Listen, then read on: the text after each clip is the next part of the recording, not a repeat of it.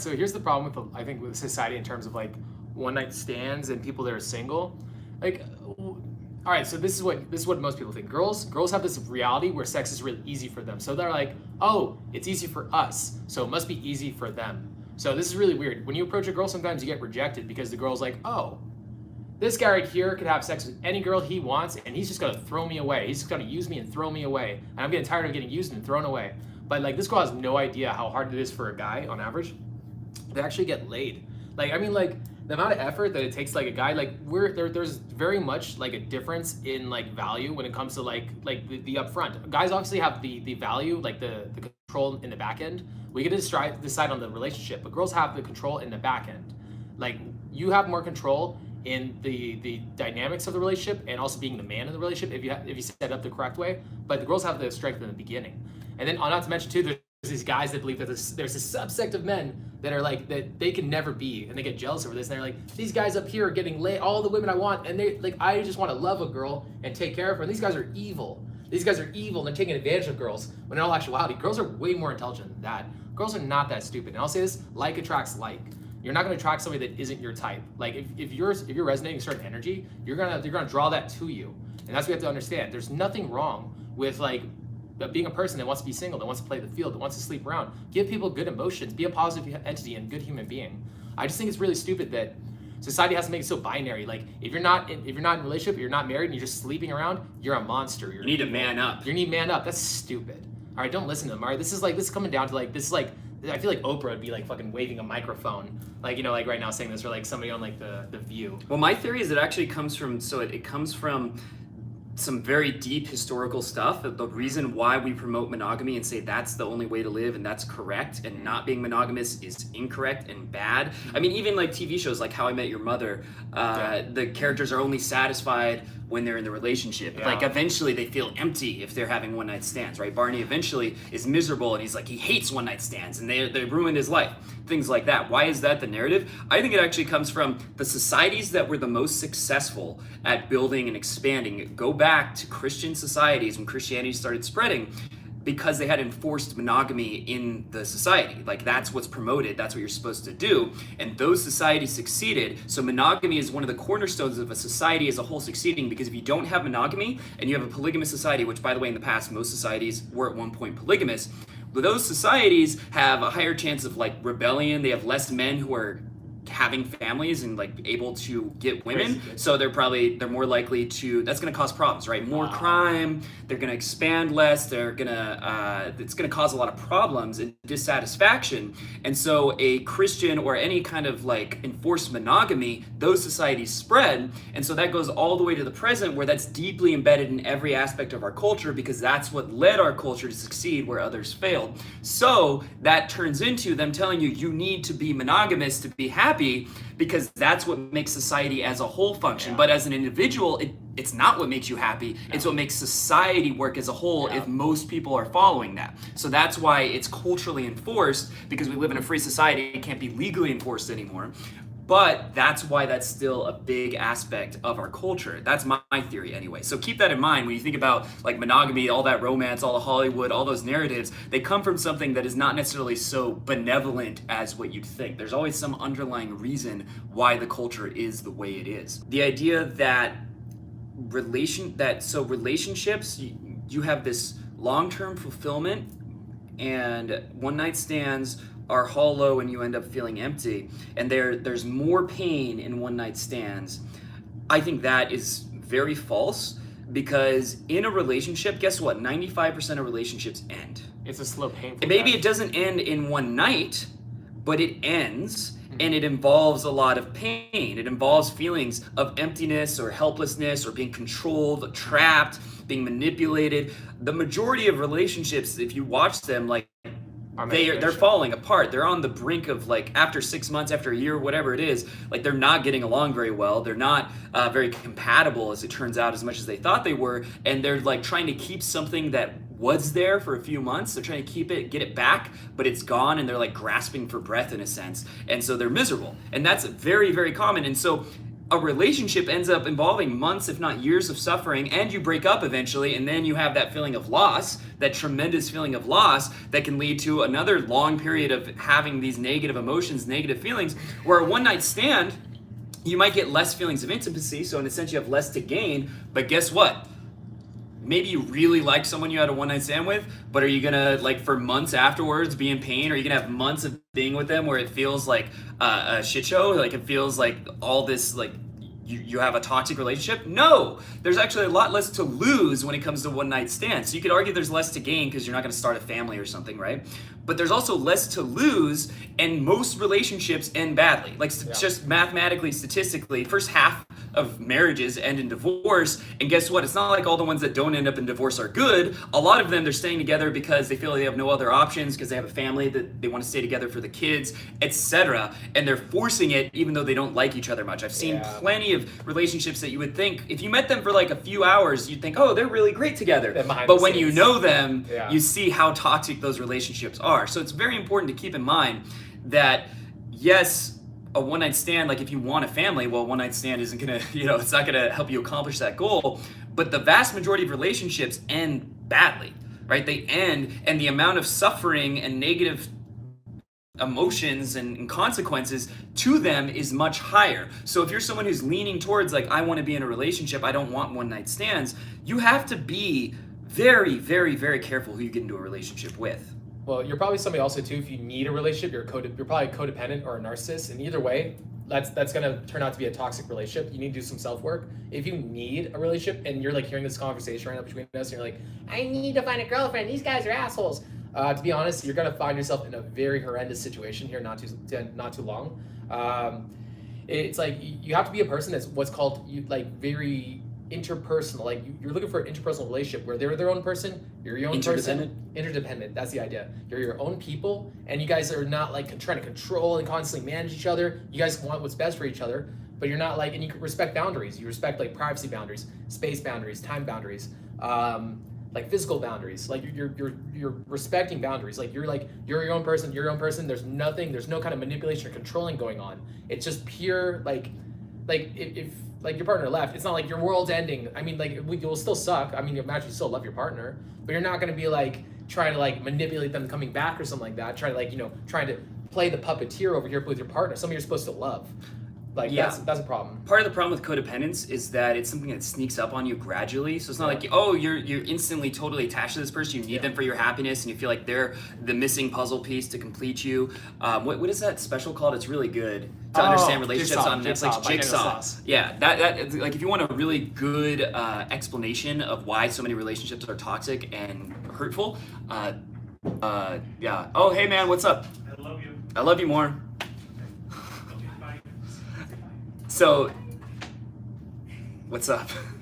So, a lot of relationships, what happens is you slowly feel like you need this person. You go into scarcity where they are irreplaceable, and you've invested so much in them that you're unwilling to lose them. You don't think you could find what they offer you in someone else because you've spent all this time. The more you emotionally invest, the more you get attached to them, the more likely you're to become codependent. As soon as you feel like, man, if I were to try to replace her, it would be like this arduous journey. If I were to lose her, I would be so miserable for a long time. As soon as you start to have those thoughts, your relationship is on the way to becoming toxic, right? It's on the way to becoming codependent. And not every relationship is by definition codependent, but that's what the majority of relationships turn into, because that's what our entire society, as we were saying earlier, that's what it reinforces. It encourages that. It wants us to be overly attached in an unhealthy way so that people can be monogamous and start families. Even if they don't like each other, that's what makes society function. So that's a huge problem, and you have to be aware that you're not immune to this. Like, you might think, oh, that's other people, but this, no. Assume that you're probably more likely to become codependent than not, that you're more likely to get into toxic relationships, that's very easy to happen, and that if you're not careful, it will happen to you. And look for any red flags that you're becoming codependent whenever you're in a relationship, because that very quickly turns into a miserable situation that most people have been through at some point. Chances are, watching this, you've probably been in a codependent relationship. Either you're the one that felt trapped, or you're the one that felt overly attached and like you're trying to hold them back. Whichever one it is, you've probably been in one of those situations, unless you've never been in a relationship, which maybe not. It's very common. That's the default, and you really got to look for the signs that that's going to happen. Like, that's so important. Don't let your ego make you assume, oh, well, this girl's special and there's no way we could become codependent. As soon as you're thinking that, that's a sign you're already becoming codependent. Yeah. All right. So, all right. I'm probably the king of like being the person that like, I'm not gonna lie. Charisma? Charisma. Yeah, king of charisma. I've had like a history of having relationships that were probably not the most like positive. I'm pretty good at the upfront stuff. The other side of things, the relationship stuff, I've experienced quite a few. And I'll put it this way: there are some people out there that are very, very manipulative, and they're very good at manipulating you. You might feel like it's like love and true love, and it's very fast and it falls head first, and you're like, this is something special. Anytime you say something like a relationship is special, there's something wrong there. It's not like, you can never tell yourself this like fairy tale like fantasy relationship, because it's never gonna be something like that. It doesn't exist. All right, you can't tell yourself this girl's special, because there's no such thing. There's probably, all right, if there's 1 in 100 girls for you that is like your perfect type, there's a lot of girls that you could have been in a relationship with. It's not this girl specifically. If this girl's gone, that's fine. Wish her the best. There's gonna be another one around the corner when you're in the right place for it. But it's like, that actually gives me like the best way to tell if a relationship is toxic. If they were to like leave you, bomb. or they lost interest in you, or they were to start dating someone else, if you would think, no, I need them, I need to get them back, I need to do whatever it takes to get them back, that means it's toxic. What you should be thinking is, you know what, that hurts, I don't like it, that like attacks my ego, but they're their own person. Let them go. And if that's what makes them happy, then that's what I want for them, right? Is it, do you need something from them? Are you trying to control them? You're you're objectifying them? Or are they their own person still? And the majority of people, they lose that distinction at some point. So this is something that I've actually been talking about quite a bit lately, and this is probably going to be the most triggering conversation. I promise it's not that bad. So it's our selection. So here's the thing. So when it comes down to being a man, if you're a man that's on the higher tier of getting like sex and you're pretty good with women, there's actually a scale for this in evolution. It shows this. It shows amount of sexual partners, like the amount you can have sexual partner wise, and the amount of value you get from it. And for a guy, it goes like this. For a girl, it goes like this. So for a girl, it makes sense to get in a monogamous relationship, because at a certain point, you can get like you can cap it out, because you can only have one baby like every so long, and if you get the highest value guy you can, that's you capped out. But if you're a guy and you're like this, more sexual partners the better. So coming from an evolutionary standpoint, to be honest, if you're a guy that's really good with girls or like has a lot of options, being single is actually biologically the right answer. To be honest, that's why when it comes to dating, humans are not either necessarily monogamous or polygamous. We're like this weird mixture. Your brain's trying to find like the right avenue to get you the most amount of value with the like in your certain niche, in your tribe. The least risk. I think it's a little more complicated than that, actually. So I think there's a couple layers of nuance to that. One is for women, that whole S value, having a relationship does have, because the whole investment of having a child, but it also, they gain value from cheating on that person and getting other people's genes to getting better people genes, right, if possible. So if anyone else has some kind of better genes, like would be like a better leader, better fighter, better whatever, like it makes sense for them to want to be able to get other people as well. So to cheat has a lot of advantage. Well, they can also straddle them too, just in case like he decides like like date her instead, like so that they might get like that kind of feeling, but they won't risk losing it's a long so women story. Being completely single has a lot of risk, yeah, which is like a huge risk. So that's why for men, like sleeping with a lot of different people guarantees that your genes are making it in the next generation. There's a book on this called Red Queen, I think is pretty good, and also Sperm Wars, if you guys have never read either of those books. But to like bring it back, there's actually there's a study that actually talks about the size of balls in comparison. Okay, it's okay. All right, so in comparison to body size, and like what it indicates is, if it's bigger, it indicates that you're more of a polygamous species. If it's smaller, it means that you're more monogamous. Body size, to which this also could be like, there could be a million different reasons. Humans are a very weird animal. This might not be the right answer, but the answer, like for us, as a species, it's right in the middle. So like, I don't know. I think that humans are more like I feel like we're more of a moldable creature. But then again, like maybe like the monogamy is like, I don't think monogamy for your entire life is the answer, because people change. Like we weren't living this long. Like we were living till the age of 30 or 20, like 30 at the maximum. If you're 30, you're an old man. 40 is like you're an elder. Like at that point, nobody's living to 70, 80. Like you're like I lived with Sally for 40 years, and I want to kill myself. Like it's like we're all through the place. I think if you look to science, It's very complicated, and if you actually look at it, like there's no clear answer from evolution whether we should be monogamous or polygamous, or whether we should have one night stands or relationships. Like it's there's so much competing evidence, and it's so far in the past that it's like where it comes from. It's hard to get like a very clear, solid answer because there's always other possible explanations. So that like what it does show is like the whole idea that monogamy is the only way and that's the best. It kind of like makes you question that, like maybe polygamy is our natural state. But it's not clear that we should be polygamous either. It's not like, it doesn't, that's not the conclusion it draws. I think what you gotta think about is, first of all, relationships do have a lot of potential negative consequences. And one of the major takeaways from this video is I think you should be very cautious about getting into a relationship, committing to a relationship. I think it's important to wait until you're past the honeymoon phase, because the honeymoon phase, very real, 3 to 6 months, you're at your best, you're still excited, you still got all this like, these chemicals are running really strong. Those wear thin after a certain point, and the real relationship starts. Imagine the real relationship starts after about 6 months or more. That's when the real nature of the relationship, what it's going to be like forever, that's when it comes out. And you're not gonna be able to get that initial 3 months back. It's not gonna go back to the way it was. So you have to ask yourself, after 6 months, is this a good relationship? Are we getting along? We are able to be healthy, we don't fight too much, we enjoy each other's company, we have similar values, we connect, etc. The answer is yes, then there's a good chance you can have a healthy relationship, but you need to wait. I'm not opposed to relationships. There's a very good chance that I'm gonna end up having a family, being in a long-term monogamous relationship. There's a high chance that I'm gonna do that, but I'm gonna be very careful about getting into that because people are not careful enough at all. And I think part of the way to find out how you're gonna have a healthy relationship is through having one night stands, through dating different people, having a variety of options, a variety of experiences, because one, it makes you less desperate and needy when you do find a relationship, because you know, okay, I can find different people, I can meet different people, I can attract someone new into my life. And then secondly, it gives you a better idea of what you want, what you don't want, what you resonate with, what you don't resonate with, and it helps you like get a better idea of what you actually would want in a person. And not just one night stands, but also say like casual relationships that go longer. That's kind of how you get a better idea of what is gonna be good for you. Yeah, and here, I do see some people getting egos in the comments. I'm sure. I'll put it this way, okay, for you guys, try it the hell out first. You guys are like, look, all right, this is the one thing that I don't like about current society. You guys get egos and you guys get invested in like a certain belief because you get this narcissistic I would belief. say we, because well, that applies to us too. like you're implying it's just like them, no, but we're us too, perfect. us too. Well, here, I'll put it this way. Everyone gets it. We are open-minded to trying out monogamy. I'd still be open to it. I'm not against it. It's just currently, from my current statistics, from my current standpoint, I've looked at everything. I tried both sides. I looked at things from the outside world, and the honest answer is the answer I'm giving you. Now, this is what happens with an ego. You get invested in an ego, and you go down a certain route for a certain period of time. You take the actions. Now you got to rationalize it.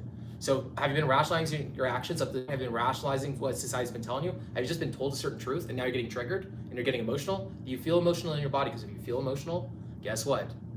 You're probably not thinking logically. You're probably not thinking critically. And that applies to relationships too. The more emotional you are, the stronger the emotions you're feeling, the less likely you're making rational decisions, and the more likely you are falling into codependency or scarcity or something along those lines. That's got to be part of the equation in your mind when you think about your decision making. If I'm getting really emotional, I need to have more distance with the thoughts I'm having. I need to scrutinize those thoughts more and like do research and like look up different theories and be open-minded as opposed to just going with the emotions. Try it out. Yeah, just emotions try it out. will mislead you. Yeah, just try it out. All right, let's answer, because there's been a ton of comments. I've been seeing them. Yeah. All right.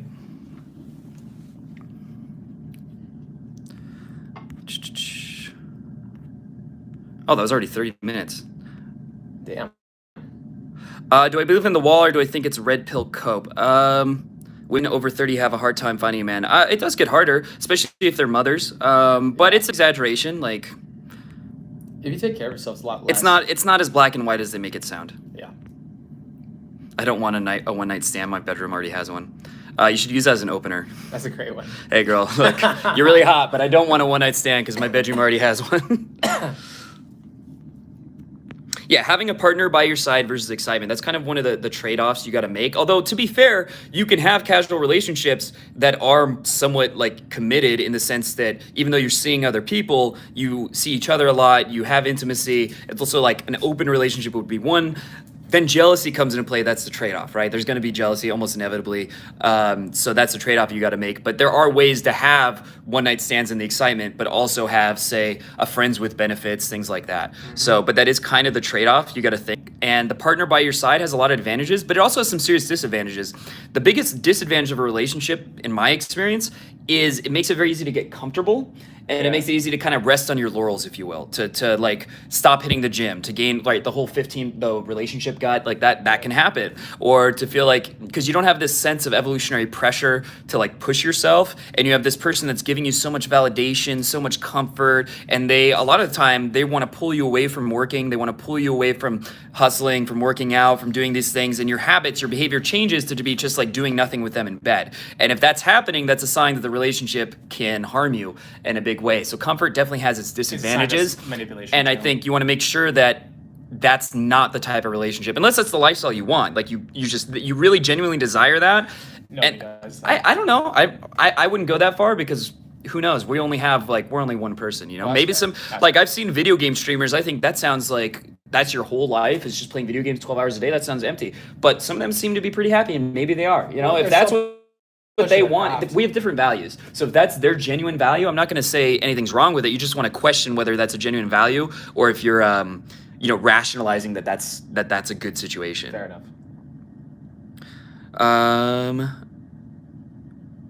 I might do more who has better game videos. The problem with them is they lead to copyright strikes, which are just obnoxious. Even though they're technically copyright protected, and they shouldn't get copyright strikes, it's just YouTube's system about that is not ideal, to say the least.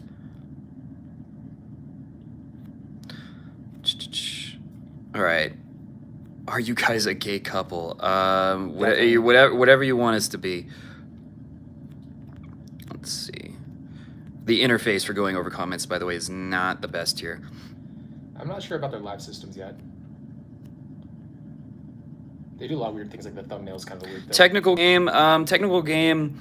I think there's aspects of, I teach a lot of aspects of technical game myself. There's parts where it's important, but being too technical can definitely be a problem. Not being able to let loose and have fun and focus on that. And the best conversations you're going to have generally are going to be free-flowing, spontaneous, rather than going over a script. So even if the script could work, it's not going to be as fun. It's not going to be as meaningful. You're not going to really connect with the person because you're just doing a script. And so it's kind of like they're an object, right? Like you're getting the goal, and you're of getting laid or whatever, and you're going through a skip to get to that objective, as opposed to doing something different with every person having an organic, real human connection. Yeah. So that's my problem with it. Can it be effective for getting laid? I think so, but I don't think it would be very satisfying. Well, actually, I got a good one for this. So my game is very technical, especially when you actually like do breakdowns. If I ever do like a video breakdown of it, I'll put it this way: if you're doing technical game, it should not be thought. You should not have to think about it. Maybe like work on one part of technical game at a time if you're going to. Mm-hmm. But the emotions are by far the most important thing. The mindsets and beliefs are the most important. Technical can help, but in regards to it, you want it to be like just second nature. It should just happen. If you have to think about all this different stuff, you're taking yourself away from that authentic self, and the girls are gonna sense on some level. It's gonna fuck your sets up. All right. Question about falling with a girl she's walking. Yeah, well, if walking with a girl is fine, if she seems uncomfortable, acknowledge it and like calibrate. And if she doesn't want you there, then leave. And then secondly, don't follow her. Be next to her, if not slightly in front of her, and make sure you give her space to the side, as opposed to being like, you don't want to be in like stabbing range, basically, right? You want to be far enough that she feels like her space is not being invaded. So walking with girls a lot of time is more comfortable than just trying to stop them, because that can be pushy depending on like what they're feeling. But you want to do it right. So you want to make sure you give them space, that you make eye contact, and then you're not following them. You're in front of them like by a foot or two, or at least exactly to their side. So you're like walking together. All right, let's see. How do I go through? What is the difference in your boot camps? Well, we have different, like he has a video where he talks about all the details. Like there's differences. You can look, we each have our own testimonials that explain like what kind of results people tend to get and what their experiences were. So you can look through those. You can look through our descriptions of them. There's some differences. There's some similarities. Like we have a little bit differences in our methods and styles, but it's not wildly different. I mean, we both spend two of the biggest advantages are that we both spend a lot of personal time with the clients, and we only take a couple clients at a time, as opposed to say 9 or 10, which some of our competitors legitimately do. And you can't coach 10 people well, obviously. I mean, that's just I think that's really a money grab at that point. But when you're working with 2 people, you're giving them a lot of attention, and you're getting the value that you wanted. You're getting us to coach you as opposed to someone's assistant. Yeah, we're both really good at like kind of getting to the root of what's going wrong with the client. We're constantly like, we're very caring individuals, and that's one thing I'm going to say about the boot camps in general. Like, we're not like people. I don't think there's ever been a person on boot camp who came on boot camps like they didn't care about me. I think everybody comes on the boot camps like these guys did everything they possibly could. Like, we're the kind of guys who will like lay in a puddle so you can walk across our backs to go talk to a girl. If I'm going to put it that way, like we're very hands-on. Is taking a break from game women and all sex any beneficial for game? I think it would depend on where you're at. So maybe if you've gotten results, right? You've gotten the kind of tangible results you wanted, and you're feeling like burnt out. That could be useful for a phase. That there may be benefits to that. But if you haven't yet, and you've never had any like wins, if you will, right? You haven't gotten dates or whatever. Then that just sounds like a rationalization to be lazy. Exactly, agreed. Massively agreed. But like, yeah, if you've been burnt out, like if you feel burnt out, you're going hard for months and months and really pushing yourself, doing tons of approaches, like, but you feel like you're going through the motions, then taking a break might be good for you. But you want to plan it out in advance. I would suggest like, say I'm going to start again this time, so that you don't just like turn that break into indefinite. No problem. Happy to answer your question. I'm worried I'll break her heart because she fantasizes about marriage and stuff. I love her and want to be monogamous for now, but I don't think she's the one for me. Well, I mean, if you don't think she's the one for you, the sooner you get out of that relationship, the better, because the longer you're in it, the worse the breakup is going to be, and the more painful for each of you it ends up being. So if you already think you know that, then you probably do, and that's like you know, you have a tough decision to make. You're gonna get passive aggressive with her over time too. You're gonna start resenting her, exactly. and then she'll probably start resenting you because you want different things. So you got to make sure when in a relationship, one of the most important things is that you want similar things in terms of your values and in terms of what you want out of a relationship. If they're too different, then that causes friction, and that friction, if it's a lot of friction, turns into resentment and toxicity.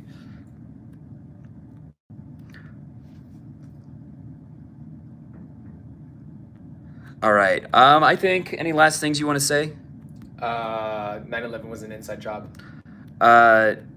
He's being ironic, okay? Algorithm gods. He's not. You're gonna get us categorized as conspiracy theories. We just said it. All right, fine. All right. Yeah. Here's what to be honest, this is not like a clear-cut answer. Nothing is. If your answer is like definite yes or no, we're not. Oh, I do want to answer that. Yeah, I don't personally think that like this is necessarily maybe the right answer for everybody. Some people are not exactly trying to shoot for the top echelon of women, or trying to shoot for the top echelon of their life. Some people just want to have a comfortable, relaxed life. That's fine by you. Mm-hmm. For us, like for me personally, I like it that it's a struggle. You know why? Because it means that I'm sharper. It means I'm smarter. It means I'm a lot more witty. It means that I'm a lot funner to hang out with. It means that I have more life in my eyes. It means that I get to like work my business, use this kind of stuff for like things that actually matter. So for me personally, when it comes to being in a relationship, currently, it just doesn't make any sense. I probably will not even consider being in a relationship till I'm in mid-30s, I think. It just like we'll see. We'll see about that one. Maybe. I'm telling myself that now, but maybe we'll see. All right. Okay, and so one other thing, someone said from my previous video that I said game doesn't treat or like make depression go away or get rid of internal sadness. I didn't say that. I said it doesn't like fully get rid of them in the way that you might fantasize they do, right? It doesn't like make you suddenly you go from miserable to super happy. It doesn't like cure all your deep-seated in like feelings of inadequacy or whatever. It can't, in my experience, doing game definitely helped with anxiety, because I was diagnosed with panic disorder and social anxiety, and game is pretty much what treated my social anxiety, like getting out of my comfort zone and disproving my fears about rejection and being humiliated, being laughed at, all these things I had built up over the years, this, whether they're trauma or whatever you want to call it. it loosened that up and it helped me release that over time. So definitely can help with anxiety, and it also helped with my anxiety in general because all anxiety is related. So even though they're from different sources, the social anxiety, working on that helped me deal with my, I had anxiety about like health and other things. It helped with that too. So it did help with anxiety. I think it can also be helpful for depression in the sense that depression, a lot of it has to do with feeling alone and disconnected. And if you're doing pickup and in a healthy way with a healthy mindset where you're not just like trying to use people, but you're connecting with people, that can help you feel connected. It helps you feel less alone. It helps you, it also is making you active. And the biggest thing about depression is it's like being too much of a consumer and thinking about the past and just not doing anything. The more you're doing, the more you're exerting, that helps with depression as well. So what I was saying is it's not like a cure that fixes all your problems. If you have like some feeling of internal emptiness, it doesn't immediately make you feel fulfilled by itself. It doesn't solve all your problems in the way that you might fantasize it does, the way our mind likes to think, because that's just this bias the human brain has. Like, this is gonna fix me. We think that about everything. Like, once I make money, it's gonna fix me. Once I get a six-pack, I'm gonna feel fixed. That's almost always an illusion and an exaggeration, but it can make you happier. It can reduce depression, can reduce anxiety. It helps, but it doesn't like fully fix these problems. So that's what I'm saying about it. Cut off smartphone and your anxiety and depression will disappear. I don't know if that's true either, but I think it would probably help. I mean, there's a good chance that spending less time on social media would help with those things, and I do think they probably contribute to how bad they are right now, like our addiction to social media and to Hulu, video games, just being on a screen at all times, consuming. I think a big part of it is just like consuming too much and not doing things that have some kind of like long-term benefit. Like even reading, at least there's an act, you're doing something active and you're doing something that like requires effort, right? Anything that requires effort, I think helps with things like depression and especially depression, and some things also with anxiety. Well, it's called, these are two. So I still do get depression on occasion, but it's so much lighter than it used to be. I mean, so much lighter. I mean, obviously I'm not like a perfect human being or anything like that, but I'll say two things. Try to be a homewrecker? Okay. I saw that, yeah. I think that's like, the first thing is obviously what he was talking about right there. It's called keystone habits. Investing in a keystone habit is something that bleeds in the rest of your life, and it makes your entire life better as a whole. It's also the feeling of moving forward, like you're making progress. For me personally, having a purpose is huge. Having a purpose was massive for me personally, and getting like the feeling of like I'm doing something with my life. So if you are depressed, find something that you really want to chase and you really love doing. Find something that like it scares you a little bit, and then like chase that thing. There's probably something you really love doing, you want to do, but you're scared. Do that. Okay, that's pretty much it. Y'all don't know how it feels to be broke. Actually, untrue. I grew up. My father was well into poverty. Sometimes we lost electricity. I lived in a trailer for a number of years. Actually, in high school, I literally lived in a trailer, so I know exactly what it's like to be broke. I don't know why you're assuming I don't. He said, "You don't know what it's," and then I'm out of here. I got this one. That's right. I get that. I used to. So my dad and me, we used to live in a 20 by 20 box that was squared off like this. And before that, we lived in a motel where everybody was hooked on like meth. Like one of the girls there was like jabbing herself with a needle all the time. I've also been in and out of homelessness, like building this business on occasion. I also like I slept on a popped air mattress for the first year and a half of me trying to figure out this company. That's where nice, it popped, yeah. and I didn't have enough money to fix it, so I curled inside of it, and I got sick inside of this thing. I got so sick, I hid inside this thing for like 3 days. All right, so yes, we know poverty. You should tell girls about that tonight. That's gonna really turn them on. You'd be surprised. Yeah. You know, like he was broken, but he's risen up. That's a narrative that is actually very appealing. Okay, so good talking to you guys. Hope you guys enjoyed this live. Make sure to leave a comment if you want us to do more lives like this, more live videos where we're able to interact with you and where it's spontaneous. Let us know. The more people like respond to it, the more likely we're going to do more of it. And if you don't like it, then I'll do less of it. So just leave that in the comments. And then if you want to learn about the boot camps and our tour where we're going to be traveling to different cities, I'm going to be putting a link below so you can learn more about that very soon. Hope you guys enjoyed the video, and away.